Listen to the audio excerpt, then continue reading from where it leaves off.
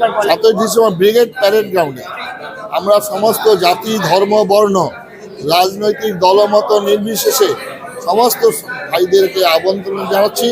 তারা নিজ নিজ খরচায় ব্রিগেড প্যারেড গ্রাউন্ডে সমবেত হবে সকাল 9টা। এরকম ব্যক্তির সাধু সমাজের কলঙ্ক এবং গীতায় যেসব বাণীগুলো বলা রয়েছে সেগুলো তো মানুষ নিজের জীবন দিয়ে পালন করা উচিত আগে, তারপরে সেইগুলো বক্তব্য দেওয়া উচিত, মানুষের সামনে তুলে ধরা উচিত। নিজের জীবন দিয়ে যিনি পালন করতে পারলেন না তিনি আবার বড় বড় কথা বলছেন।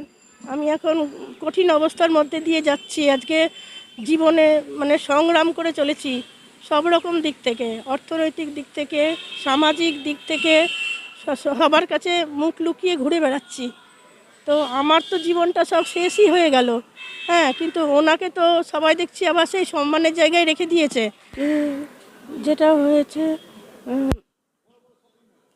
সেটা হলো উনি মামলাটা খারিজ করতে চেয়েছিলেন এর আগে। হ্যাঁ, কার্তিক মহারাজ খারিজ করতে চেয়েছিলেন, কিন্তু ওনারা বলছেন ওনার কোনো এটা ব্যাপারই না, এটা কোনো কেসই না। কিন্তু আমার সঙ্গে তো চরমতম অন্যায় হয়েছে, আমার সঙ্গে তো যে অন্যায় হয়েছে সেটা একটা ব্রাহ্মণের মেয়ের সঙ্গে অন্যায় হয়েছে এবং সমস্ত ব্রাহ্মণ সমাজকে এবং আমি সাধু সমাজকে অনুরোধ করছি যাতে কোনো সাধুরা যেন ওনাকে আর না মেনে নেন।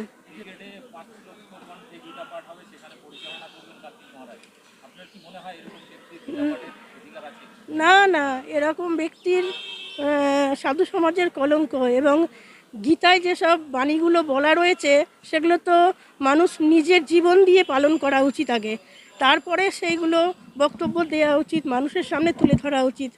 নিজের জীবন দিয়ে যিনি পালন করতে পারলেন না তিনি আবার বড় বড় কথা বলছেন। তা এত বড় বড় কথা বলাও মনে হয় ওনার সাজে না। হ্যাঁ, আমি খবর পেয়েছি যে ওখানে নাকি উনি আসর তৈরি করছেন।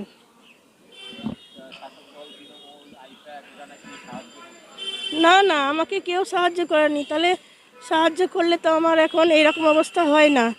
আমি এখন কঠিন অবস্থার মধ্যে দিয়ে যাচ্ছি, আজকে জীবনে সংগ্রাম করে চলেছি সব রকম দিক থেকে, অর্থনৈতিক দিক থেকে, সামাজিক দিক থেকে, সবার কাছে মুখ লুকিয়ে ঘুরে বেড়াচ্ছি। তো আমার তো জীবনটা সব শেষই হয়ে গেল।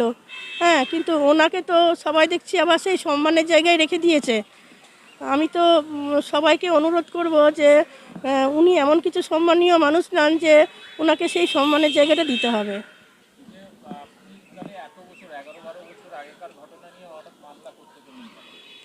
আমাকে উনি অনেকগুলো কি বলবো প্রতিশ্রুতি দিয়েছিলেন একটার পর একটা। কখনো বলেছিলেন যে তুমি 1 বছর চুপচাপ বসো, আমি 1 বছর বসেছিলাম। তারপর বলেছিলেন যে বিয়ে করো, বিয়ে করলাম, তারপরেও আমাকে কাজটা দেওয়া হয়নি। তারপরে আমি তখন অনেক দিন ভাবনা চিন্তা করলাম এবং সিদ্ধান্ত নিলাম যে না, এটার বিরুদ্ধে একটা প্রতিবাদ হওয়ার দরকার আছে। সেই জন্যই আমি এই প্রতিবাদের রাস্তা বেছে নিলাম।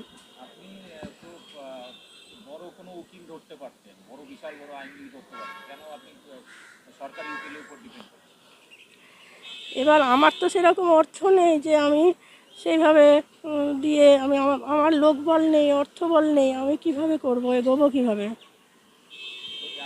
আমি তো একটা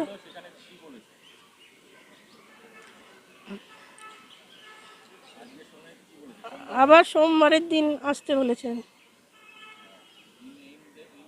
ইন ক্যামেরা করতে বলেছেন, ইন ক্যামেরা গোপনভাবে ওনারা চাইছেন গোপনভাবে এটা হোক, কিন্তু কেন হবে তা? এটা ওপেনভাবেই হওয়ার দরকার, সবার জানার দরকার, গোটা বাংলার মানুষের জানার দরকার যে আমার সঙ্গে কি হয়েছিল।